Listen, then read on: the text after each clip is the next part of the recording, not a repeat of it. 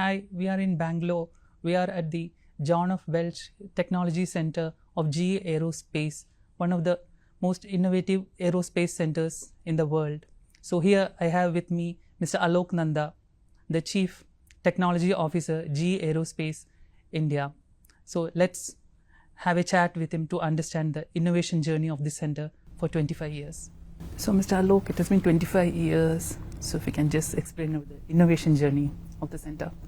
Yeah, innovation is what has been the hallmark of our 25 years of evolution that we've had in Bangalore for this center, John F. Welch Technology Center, the technology center of GE and now GE Aerospace in Bangalore. We started off doing a lot of science and technology related work for GE. And over time, we've become integral part of product development, supporting our customers, bringing in technology innovations to an extent that in the last 10 to 15 years, every engine that GE has launched has an imprint from Bangalore. So I'm very proud of our 25 years of evolution. Okay. Any specific takeaways you want to mention that you're so proud about in the last 25 years? In terms of numbers, we've had like about 1,000 patents so far. We have individuals who've more than 100 patents now. So it's been a very innovative journey. In terms of what I'm very proud of is that any engine that flies today, we can very proudly say that, okay, that engine has an imprint of somebody from our team who's contributed towards it. And in terms of our purpose, like the way we've embraced it, our purpose is we invent the future of flight, we lift people up, and we bring them home safely. We've actually lived our purpose over the last 25 years. I talked about the innovation, but if you think about we lift the people up, the way we've contributed to like serving communities around us through our GE Volunteers program, whether it's been teaching in schools, whether it's being providing environmental support to our state in terms of reforestation. So Bandipur, we've planted thousands of trees to reforest that, we've cleaned lakes, or whether it's contributing to health and well-being of our elderly by working with people who are at last stages of their life and helping the caregivers so that they can help them, or helping some of the institutions which take care of kids who don't have mobility. So we've lifted people up and we've brought people home safely. If you've walked around with us today, you've seen how much emphasis this industry and our organization, GE Aerospace, pays on safety. Safety always comes first for us. So in terms of pride, I'm very proud that each and every individual of our organization has lived the GE Aerospace purpose. Okay. So how much the center has contributed to the skilling of people and nurturing that whole idea and the culture of innovation? So GE is known for being the talent pipeline for the industry, for the world. From the point of view of our center, because when we started, we had a lot of people coming in from campus. We've invested a lot on them through our program, which is a world-renowned skill development program called Edison Engineering Development Program. It has spent 100 years in GE and now 20 years in India, this program, wherein every individual that comes in goes through a rigorous 2-year program of assignments, of getting exposure to different parts of life cycle development of an engine, getting to build networks so that at the end of 2 years they have a good foundation of becoming great engineers, innovators and leaders for GE Aerospace. So skill development has been a core ingrained quality that we've sustained and that we've thrived on. So Mr. Alok, can you explain a bit more about the segments that here they work on, like the mechanical side, technical side? If you can elaborate a bit on those things. Yeah, so our team constitutes of predominantly, I can segment them into 3 parts. One is our Future of Flight team. The next generation program, you would have heard of RISE. We announced the RISE program a few years ago, which is Revolutionary Innovation for Sustainable Engines. So that's the next generation narrow body platform that we are developing, which intends to get 20% more efficiency than our LEAP engine that it intends to replace in the narrow body segment. So that team works on Future of Flight. It works on providing solutions for the next generation of engines. Then the next segment of our team is which we call Life Cycle Engineering, LCE teams, which are the design teams. You know, we have thousands of engines in the fleet today. So this team helps our customers find solutions for our fleet, ensures that the customers have predictability because we keep the time on wing high by working on durability solutions, cleaning solutions, like the latest one being the foam wash, where we create solutions where the engines can have higher time on wing. And the last segment is our digital technologies. Now you know that digital technology for us is a game changer. AI is a game changer for us. How do we integrate the benefit of AI and our other digital technologies across our engine life cycle development so that we can take full advantage of that and have a cutting edge solution for our customers and our partners? Okay. How much is AI changing the culture, or how much is ingrained? I would say that anything and everything that we do today is getting influenced by AI. It's the starting of our journey, but that's what we've already started to see. I'll give you an example from maintenance and then I'll give you an example from design. Okay. If you think that our engines operate in different environments, some of the engines operate in more neutral type of environments like Western Europe or North America, and some of our engines operate in more hotter environments and more dustier environments like Middle East and India, Asia, some parts of Asia. And if an engine operates in two different conditions, we can't have the same maintenance philosophy or maintenance interval for if the engine has operated in different conditions.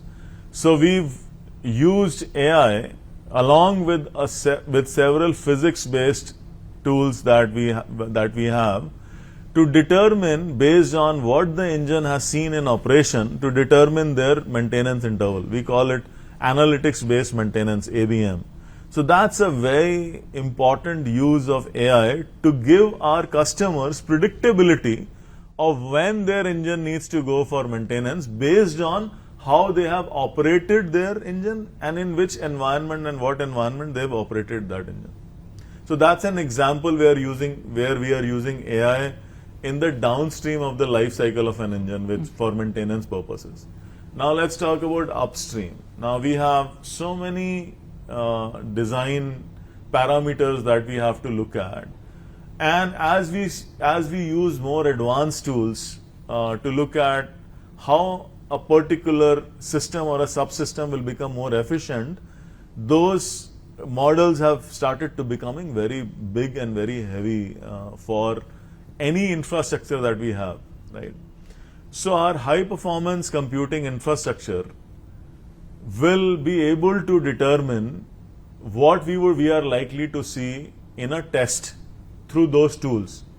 But because the model size have become so big, despite having the best in class high performance computing, it takes a lot of time to evaluate one design point.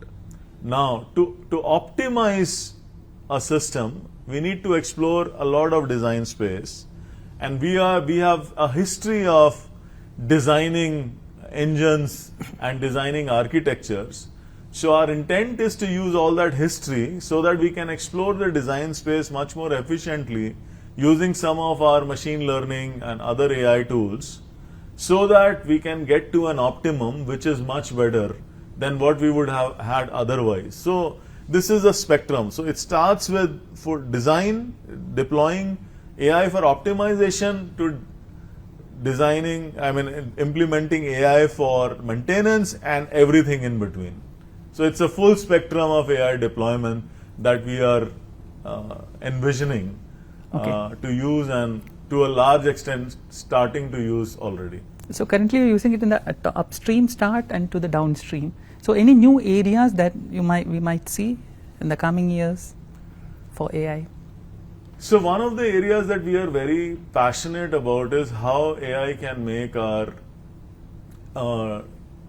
maintenance better for our customers. So everything that we are doing, how our customers can get the most utilization of our assets, okay, of their assets, our engines. Okay. And so use of AI in inspection technology. Now you've got a little sample of how we are doing inspection and how AI is transforming it by getting us better predictability, by getting that faster.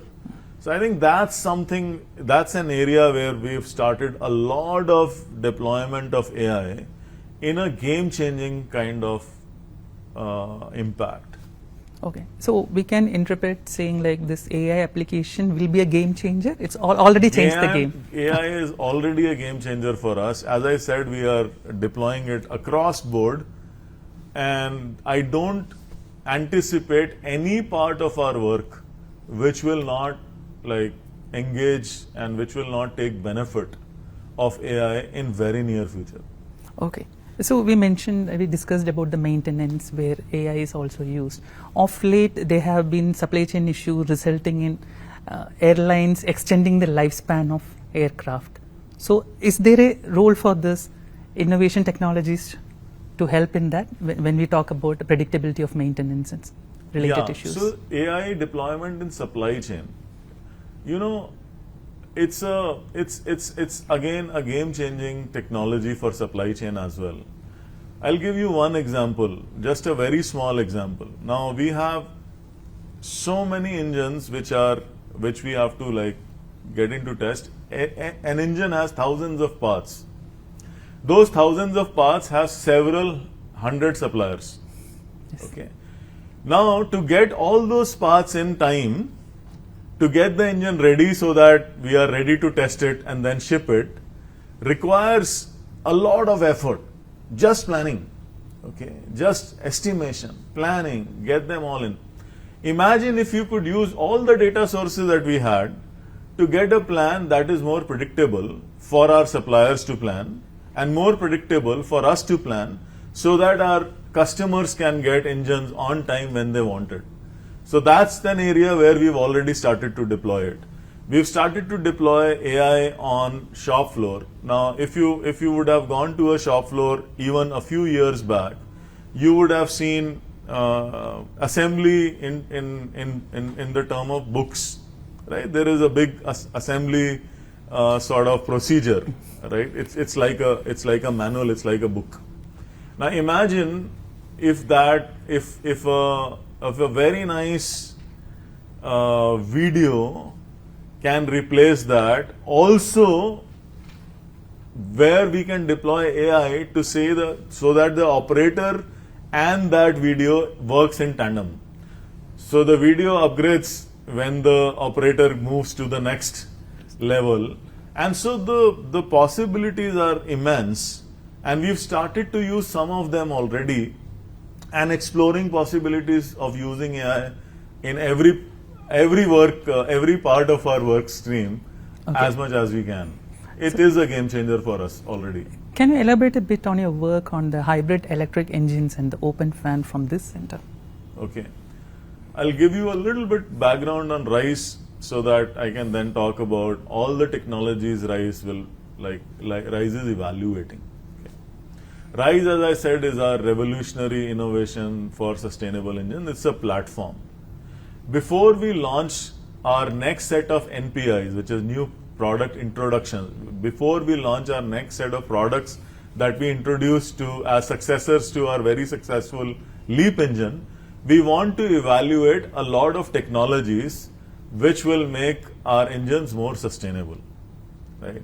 Some of the technologies are sustainable aviation fuels, hydrogen, hybrid electric, and so on. Okay. So in that context, all these technologies become contenders, and we will, once we do our technology demonstrators over next 2 to 3 years, 5 years in some cases, we will be in a better position to say that, okay, these are the technologies that go in for next engine because that makes more sense for our customer and our industry. So right now we are in the process of doing technology demonstrators for some of these technologies. So you asked about hybrid electric. That's a technology that we are developing that would go on a test bed very soon.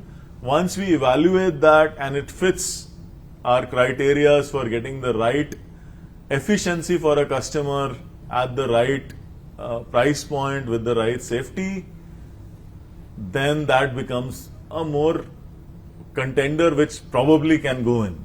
Similarly, we are doing a technology demonstrator with hydrogen. Similarly, we are doing technology demonstrators with some of the other technologies which are in the core side or the fan side to get better propulsive efficiency and better thermal efficiency.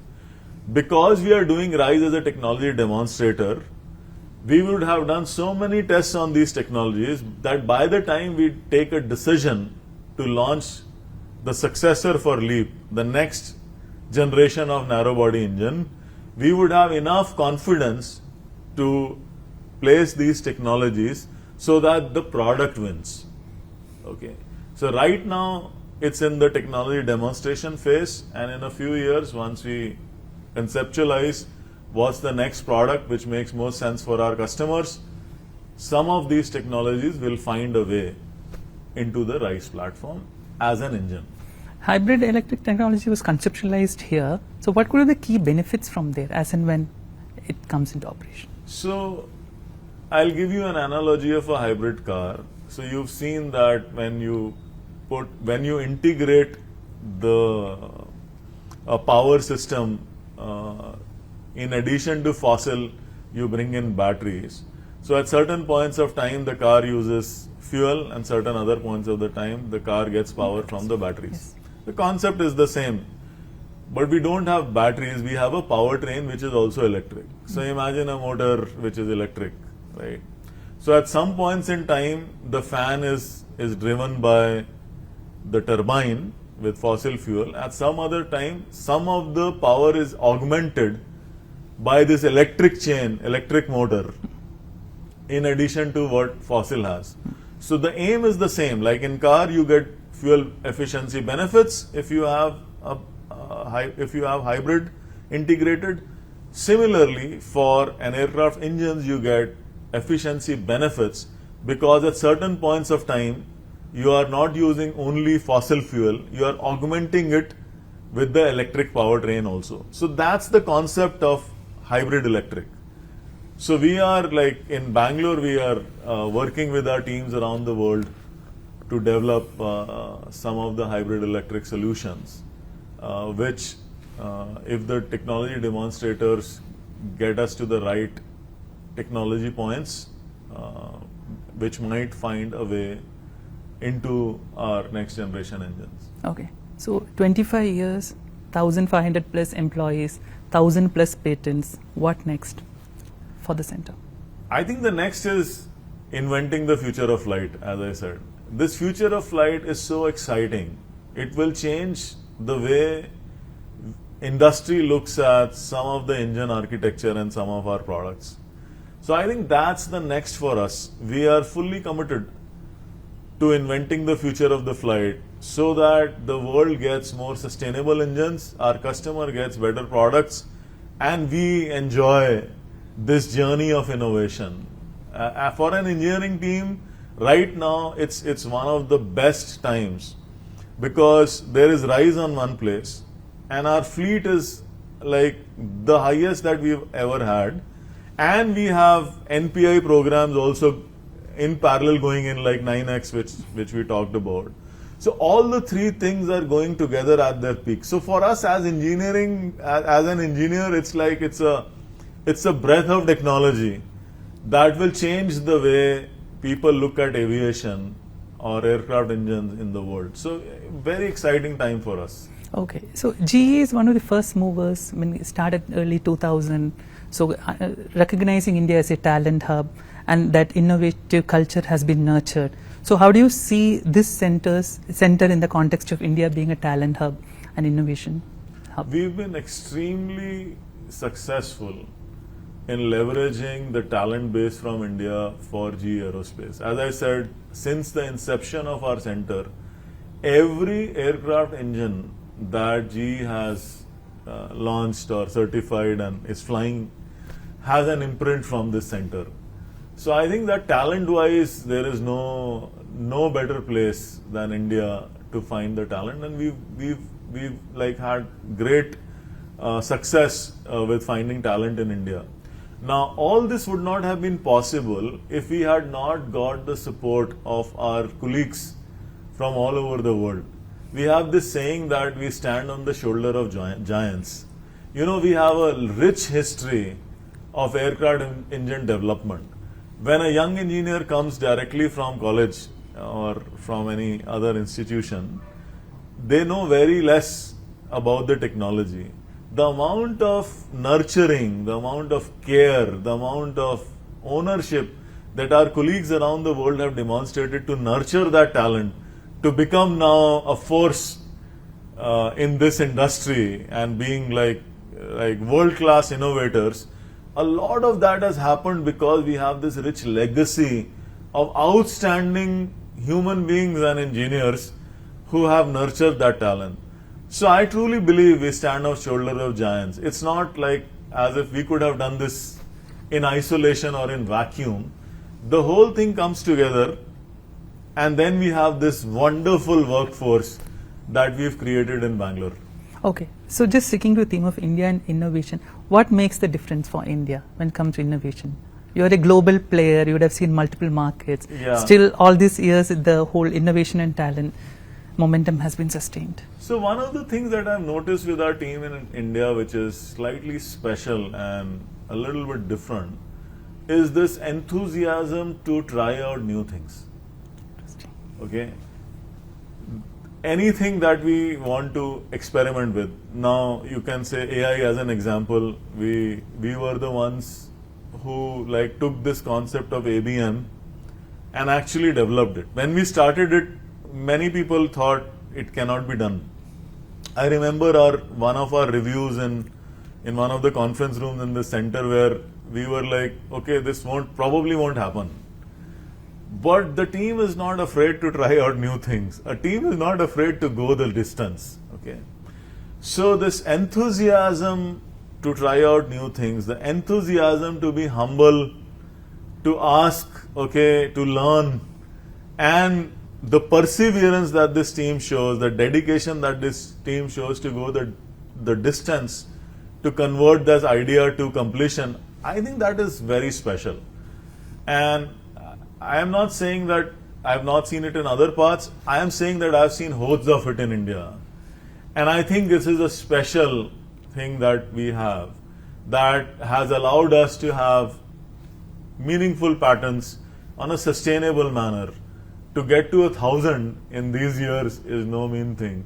Okay. I'm very, very proud of it. One last question. You have been with this center since inception. So how do you see your journey with this innovation journey? The only thing I have is gratitude. Okay. A gratitude for personally like giving me an opportunity to learn from the best of the minds in the world, to create products which are world beaters, and most importantly get the love and affection and camaraderie of probably the best human beings that you can hope for. If you see what distinguishes our center for me personally is the environment the center has created, where everybody can be on their own. This kind of inclusion, this kind of sense of belonging, the love and affection, the camaraderie has been just amazing. So for me, what I have for this center is a lot of gratitude. The gratitude for what it has given me personally, professionally, and as a human being, I am like eternally grateful. Okay. Thank you, Alok. Thanks for your time. Thank you. Thank you. Yeah. So, Mr. Alok, can you just elaborate on the 25 years journey of this center and the key takeaways? Yeah, it's a very proud anniversary for us, having had 25 years in this vibrant city of Bangalore with the center. And you know, GE being a 125-year plus old company with a rich legacy, us completing 25 years feels like now we belong. Okay, we have arrived, we have the maturity and the expertise to get there. And what has really distinguished us in this journey is the innovativeness that our engineers have demonstrated over the 25 years.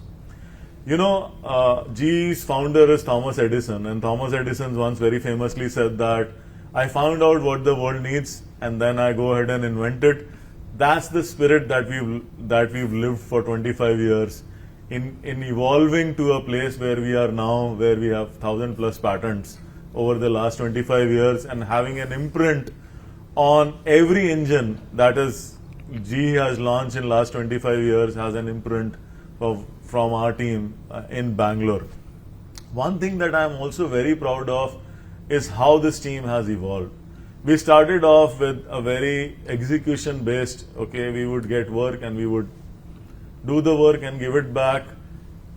It evolved into getting ownership and engagement in programs where we became an integral part of our global teams, where we were very much leading and contributing to programs.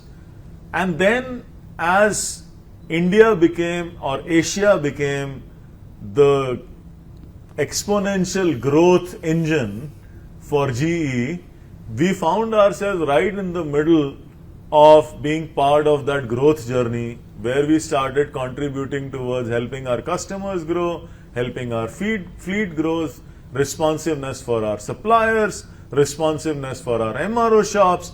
So that became the next evolution for us. And in the last few years, with digital technologies taking center stage, and Bangalore, you know, being like the hub of digital in India and maybe the world, we've been very successful in integrating digital technologies in all parts of our processes, so that we now become like a team which has digital ingrained in whatever we do. So from a very task-based thing to owning programs and products to getting to support our customers and fleet and integrating digital has been a wonderful evolution for last 25 years. And now I can very proudly say that, okay, we are as good as any other team in this very complex technology around the world.